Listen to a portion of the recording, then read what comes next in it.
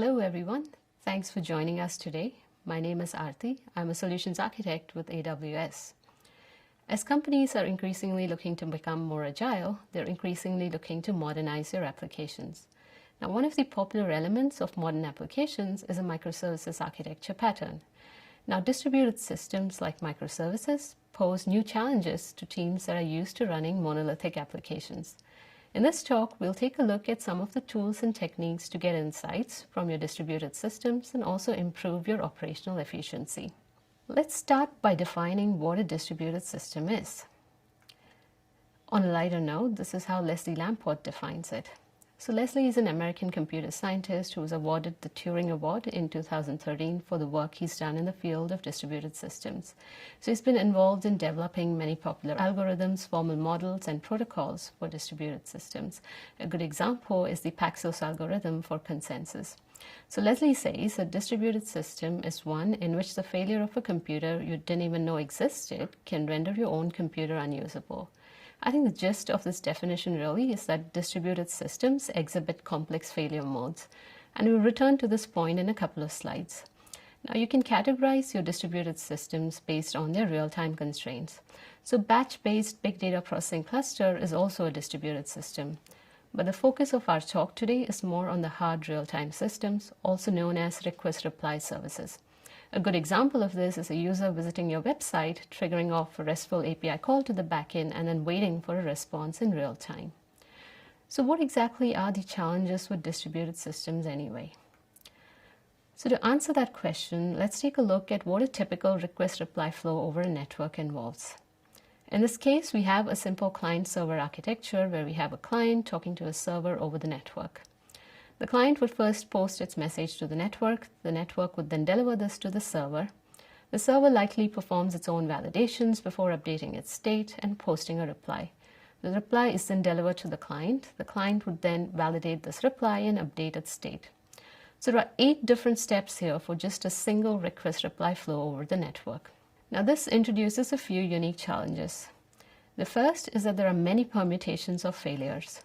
Now, let's say your client and server were on the same physical machine and there is a power failure or maybe the CPU fries. There's really nothing much you can do at the application level. So your application shares the fate of the server. But the client-server architecture, which we just looked at, each of the individual component, the client, the network, and the server, can fail independently of each other. Or in other words, they don't share fate. So you can imagine in a microservices architecture where each microservice is a distributed system in itself, there are going to be many possible ways in which the system can fail. It's very hard to test every possible failure scenario. The second challenge is that distributed systems have to handle unknown network operations. Let's say a client does not receive a reply from the server. This could be because the server has crashed, or maybe the message failed validation, or maybe there was a network glitch and the response was lost. What should the client do in situations like this? Should it retry? Are there going to be any side effects of retrying? How many times should it retry? The third problem is that distributed bugs often don't show up long after they've been deployed to production, and they also tend to spread very quickly through the system. To illustrate these last 2 points, I'm going to take the example of a site-wide failure of Amazon.com due to a problem with the remote catalog service. Now, the remote catalog service had multiple servers behind a load balancer, and one of these servers ran out of disk space. Because this condition was not handled properly, the server was returning an empty response instead of an error message. Now, the load balancer did not notice that the responses from the server were 0 length. However, it did notice that these responses were lightning fast. So it directed a bulk of the traffic to this one server, and this aggravated the situation and then brought down the entire site. So the mitigation here was, of course, to remove the problematic server from service, do a root cause analysis, and fix the problem. So now that we've seen what the challenges with distributed systems are, how do we go about addressing them? Through observability. So if you look up Wikipedia for observability, it will tell you that in control theory, observability is the measure of how well you can infer the internal state of a system based on your knowledge of its external outputs. Or observability and controllability are mathematical duals. What that means is the better your observability, the more control you have over the system. Now, observability has 3 key pillars: Metrics. Metrics are just a time-ordered set of data points, typically aggregated over specific time windows. Logs. Logs are append-only sequence of records, also ordered by time. And finally, traces, which is just a specialized form of logging that allows you to visualize the flow of your requests through the system. Now, on AWS, you can use Amazon CloudWatch and AWS X-Ray for each of these pillars. We're going to look a bit more closer at each of these services as we go along. Now, there are 4 key steps when it comes to implementing observability in your applications. You start by first collecting the data. Once you have the data, you need to look at the data and probably configure alarms so that you can be notified every time there is a deviation from the norms and you can act on it. And finally, you need a way to analyze the data so that you can troubleshoot the problems. Now, we're going to look at a lot of the features you see on the screen here later as part of our demo. But of the ones we won't be covering, I just want to call out a few here. So CloudWatch supports AWS Private Link, or also known as VPC endpoints. What this means is you can send logs to Amazon CloudWatch from a completely private subnet. CloudWatch cross-account dashboards allow you to aggregate metrics from multiple AWS accounts. This is especially useful if you have different teams building their microservices in their own AWS accounts. The last thing I want to call out here is CloudWatch Synthetics. This allows you to continuously monitor your application or endpoints using canaries. Canaries are nothing but test scripts that simulate the behavior of your user when they visit your application. So Synthetics will run these scripts once every minute, 24/7, and alert you if there are any deviations. So now let's take a closer look at metrics and logs. So what should you be measuring for a start? So at the bottom of the screen here, we've got system level telemetry. This is nothing but infrastructure level metrics such as CPU, RAM, or network usage. Now these are important to track for you to meet your site reliability goals.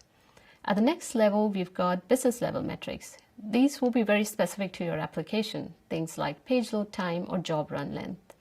But ultimately, the goal is to get insights into the user experience that you're offering to your end customers. So it's important to identify metrics that will allow you to do that. Examples here could be customer sentiment or SLAs. Now, once you know what to measure, the next step is to capture the data. Now, when it comes to system level telemetry, on AWS, all services integrate natively with Amazon CloudWatch. Now, for application level telemetry, you will likely have to instrument your code. Now, there are a couple of ways to do this. The first is to push the custom metrics out to your metrics platform. As an example, with CloudWatch, you can use the put_metric API call to log your custom metrics. But the options you see listed on your screen here, these involve extracting the metric data from your logs. So at Amazon, we believe in logging first and aggregating later because this gives you flexibility with the granularity of the aggregation based on your needs. Embedded metric format, as the name indicates, allows you to embed metric information directly into the logs, and the service will extract this out as metrics. Metric filters allow you to look for specific patterns in the logs, say 4xx or 5xx errors, and will extract them out as metrics. Now, CollectD and StatsD are both open source daemons that collect performance data. If you're already using these protocols, you can continue to use them by simply configuring CloudWatch Logs Agent as a CollectD or StatsD endpoint. Now let's take a look at some of the best practices when it comes to metrics. You should consider standardizing on your instrumentation libraries. First, this avoids multiple teams across the organization building the same code again. And second, and more importantly, this allows you to standardize the format of your logs, and this will simplify the tooling needed to analyze the logs. The second best practice is to look at percentiles when it comes to metrics and not just means and averages. Now, the easiest way to explain percentile is using an example.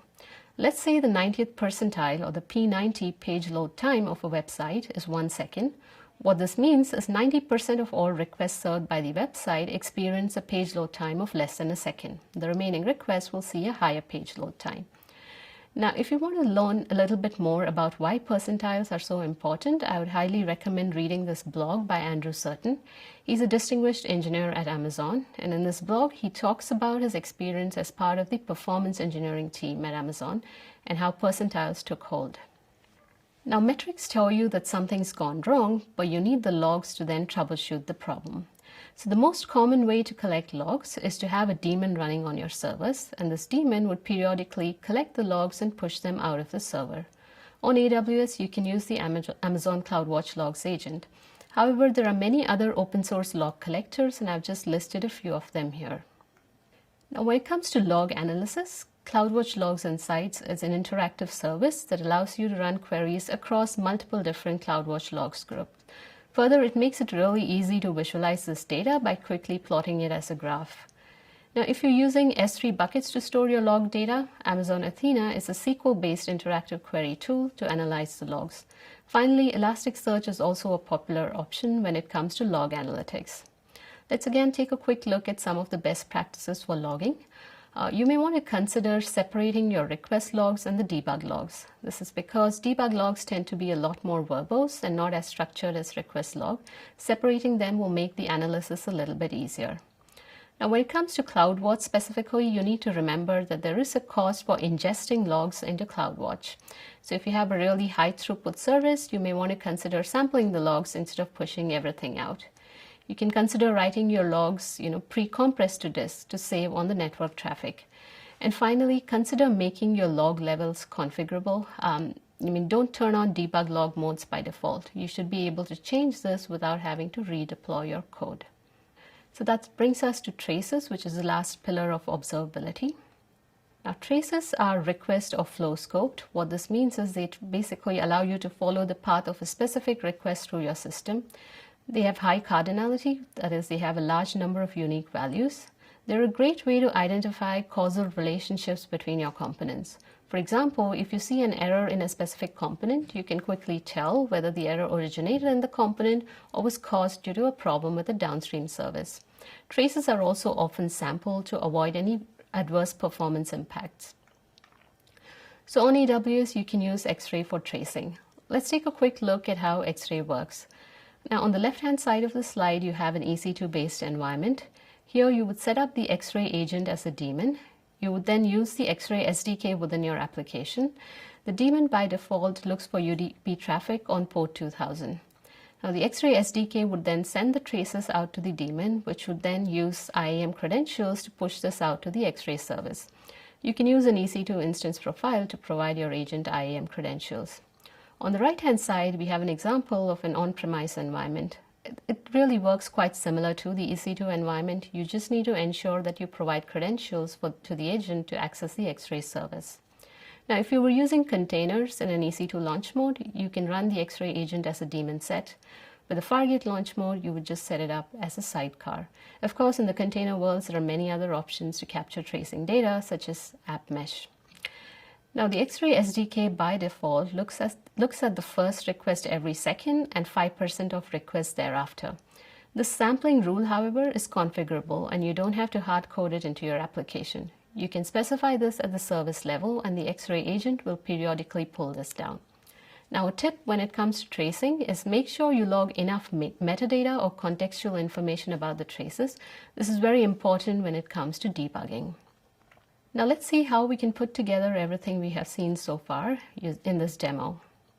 So for this demo, I have built a microservices-based retail application. We have users authenticating against Cognito before accessing a static website hosted on S3. Now, for simplicity, I've not shown the S3 bucket and the CloudFront distribution here.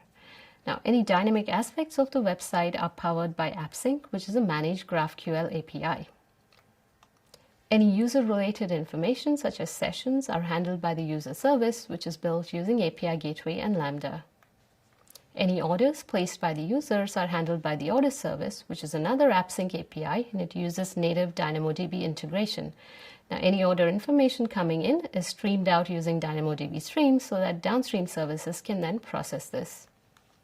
Payments are handled by the payment service, which is running on Fargate within a private subnet, and it's fronted by an application load balancer.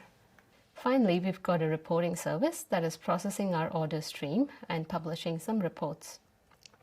I also have a load generator that is running on Fargate and that I've not shown on this diagram. I have used the Python locus framework to do that, and it is this load generator that is generating the data for our demo. Now, as part of the demo, we're going to look at 4 key things. We'll first see how we can extract custom metrics using embedded metric format in CloudWatch Logs Insights. We'll then see how we can receive an alarm with dynamic threshold using CloudWatch anomaly detection. We'll then visualize our service performance using Service Lens, and then we'll conclude by troubleshooting a problem using X-ray analytics. So we have here the CloudWatch dashboard for our retail application. But before we dive into the metrics, I'm going to first simulate an error with our payment service so I can show you how to troubleshoot this. Now our payment service is a simple Flask application. Let's say it has a dependency on a third-party payment gateway. We're going to simulate the error here by introducing a random sleep between 7 to 9 seconds before raising an exception. Now I've already built this into a new Docker image, tagged it as error, and pushed it out to ECR. What I'm going to do next is head over to the CloudFormation template for my payment service, and I'm going to update the task definition to pick the new version of the Docker image. Now I'm using the Amplify framework for development. So let's just run an Amplify status command to make sure that Amplify has picked up the changes. You can see that the payment service is marked for update. We'll then use the Amplify push command to push our changes back out to the AWS environment. Now this should prompt us for a confirmation. Let's type a yes here and head back to our CloudWatch dashboard.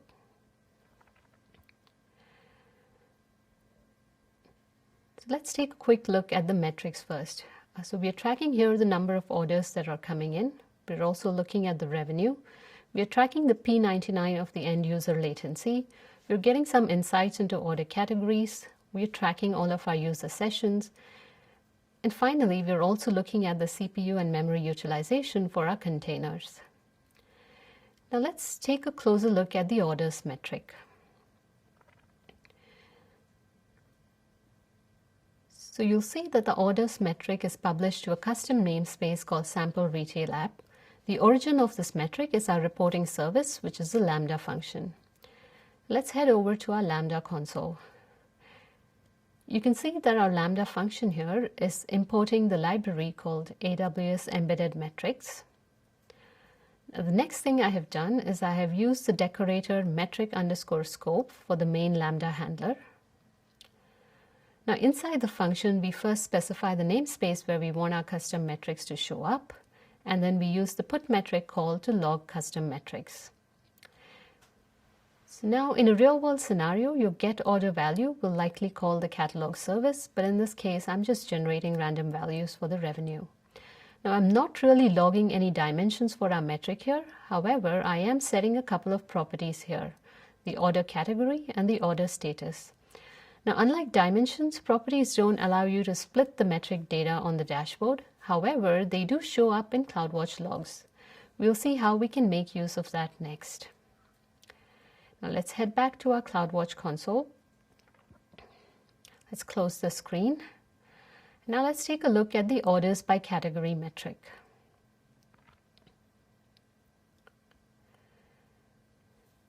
You'll see that we are generating this metric by running a CloudWatch logs insights query.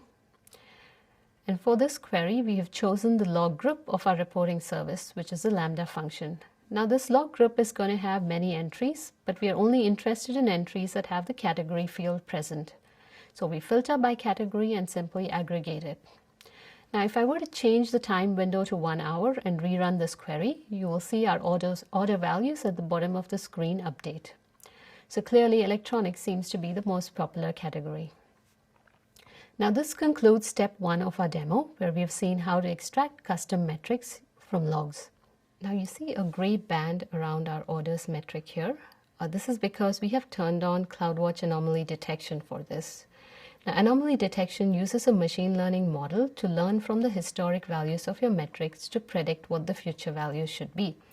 In this case, I'm tracking any metric value that is 4 standard deviations away from the expected value, and I'm also alerting on this.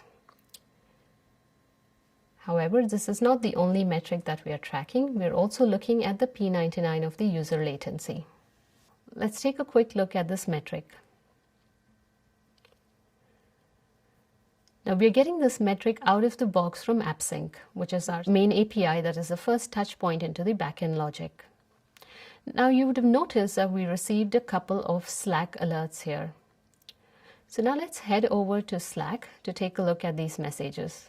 We have two messages here. The first one is for the orders alarm that indicates that the number of orders has fallen below the threshold.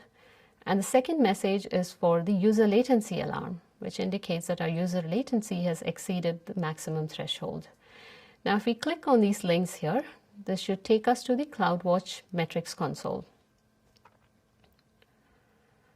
Now, I'm using a static threshold here for user latency, but you'll see that static thresholds will not work very well for metrics such as orders, which exhibit temporal patterns. You would expect to see more orders during the daytime than in the night, and that is the real power of CloudWatch anomaly detection. Now, if we scroll down here, we'll see that every time this alarm goes off, I'm publishing a notification to an SNS topic.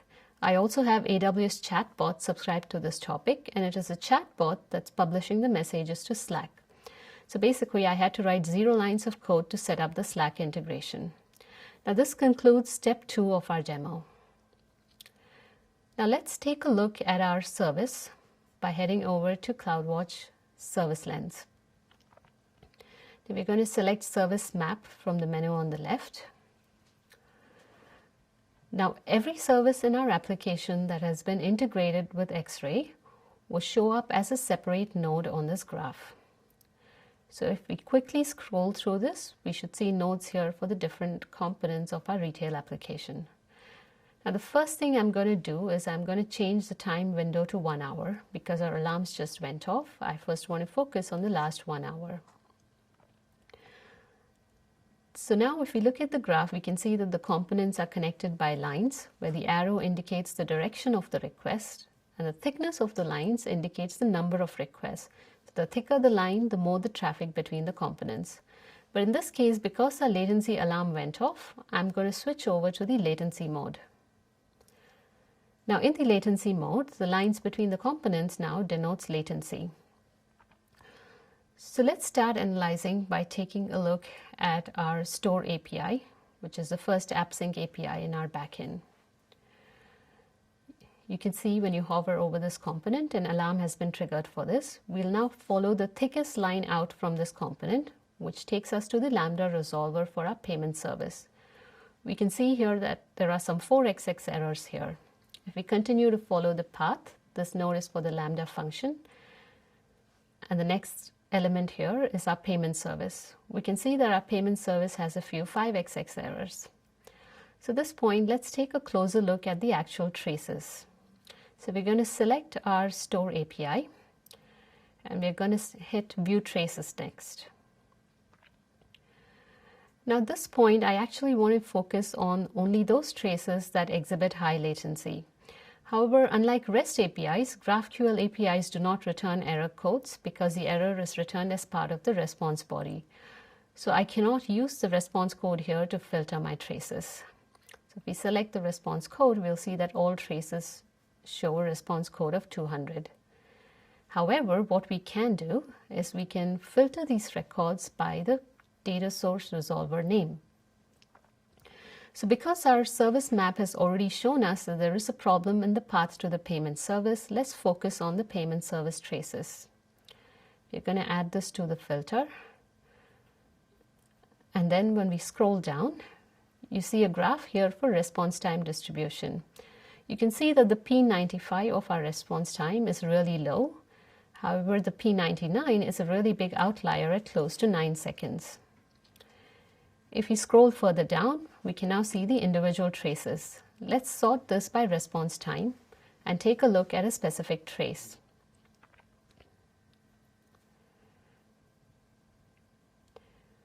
Now if we scroll down here, you can see that our end-to-end trace is split into different segments, where each segment denotes a specific AWS service. You can also see that the overall duration is split by segment. This makes it easy for you to narrow down on the problem. So you can see here our Lambda service has 4xx errors, which is denoted by the orange color, and we have an error 500 with the payment service denoted by the red color.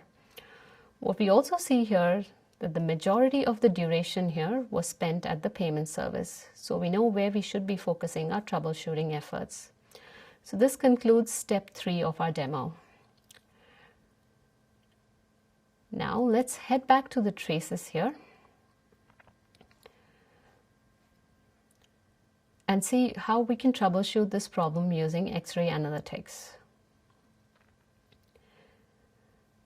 Now, the way to think about X-ray analytics is that it allows you to compare two sets of traces. So in this case, I want to compare the traces for normal latency against traces that exhibit high latency. You can see two graphs here. The first shows the distribution of traces by response time, and the second one shows the distribution of traces by time. Now, there are two ways we can go about with our analysis. The first way would be to select all the traces up to a specific point in time, probably right before our alarm went off. This would be our trace set A. We would then select the traces after this time point as trace set B. Now, you can see from the response time distribution graph that there is no overlap between the green and blue lines, which indicates that this problem started occurring after the specific point in time. Our time series activity shows something similar. Now, if the blue and the green blocks here were more evenly distributed, then this would indicate that the problem did not occur in the time window. By the way, the color of the block here represents the number of the traces. The darker the color, the more the number of traces here. Now, an alternative way to analyze this data would be to first select all our traces up to P95 for trace set A, and then we would compare it with the remaining traces. So I think the finding here is similar to what we had earlier. Basically, the problem started happening after a specific point in time. Now, if we scroll down here, we'll be able to compare the two sets of traces along multiple different dimensions. So let's say if you wanted to see whether there was any difference between the user agent for these two sets of traces, you can go ahead and select the user agent here. But in our case, because we are generating all these requests programmatically, the user agent is the same. But you can imagine a scenario where, say, a bot is aggressively scraping your site and causing performance issues. Now, in this case, the user agent would be something interesting to look at. Now, the delta column here shows you the difference in traces for this given value of user agent. But in our case, since all these values are same for both sets of traces, the only thing left to do is to dive into the logs for our payment service. So let's head over to CloudWatch Logs and Sites and select the log group for our payment service.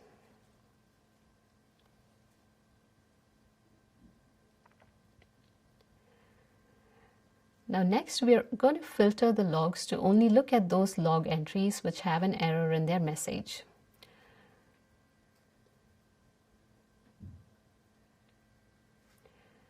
Now, as we run this query, you will see here the exact time point after which the error started occurring. Now, if we expand one of these messages, you can see the actual error message here, which in this case is a payment gateway timeout. At this point, we may want to call our third-party provider to figure out what's wrong. And this concludes our demo. Amazon Builders Library is a collection of living articles and videos that give you insights into how Amazon maintains and runs technology that powers both Amazon.com and AWS. So I'd like to conclude today by encouraging you to look at observability from the very get-go for your applications. This is important to realize the full benefits that distributed systems have to offer. Thank you for listening.